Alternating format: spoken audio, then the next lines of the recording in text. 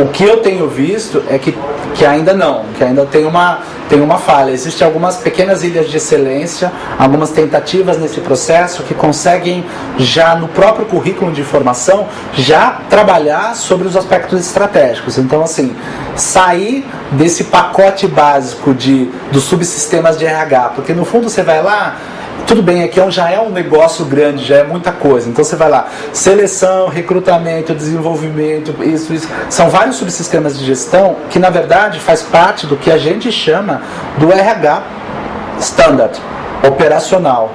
Este RH que a gente está falando, que é o RH que está pensando junto na estratégia, que está atuando de maneira firme com os ativos intangíveis, esta formação, acho que a gente ainda tem muito o que correr nela, né?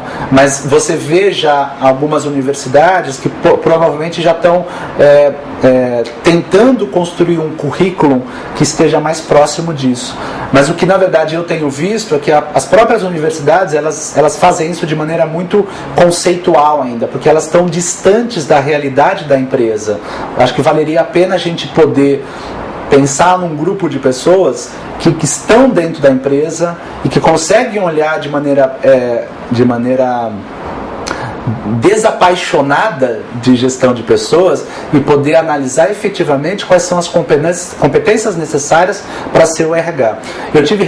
Me convidaram agora recentemente para um congresso de RH estratégico, que não foi o nosso, né? Foi um outro projeto, e o que eu vejo ainda é assim, são apresentações de cases do que tem acontecido nas empresas e que a gente, como consultor, com todo respeito, duvida muito, porque aí quando você vai olhar lá na prática, aquele case está acontecendo para 2% da população, para 3% da população, e não foi exatamente como deveria ser. Na hora H, a gente percebe que tem uma maquiagem em cima desse processo, né?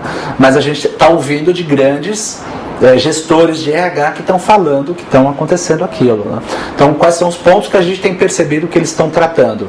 Eles estão tratando especificamente de como fazer o conhecimento fluir por toda a organização para conseguir capilaridade. Então essa seria uma competência muito importante, ou seja, como eu faço o conhecimento fluir até a ponta, porque no fundo é na ponta que está acontecendo a construção da marca.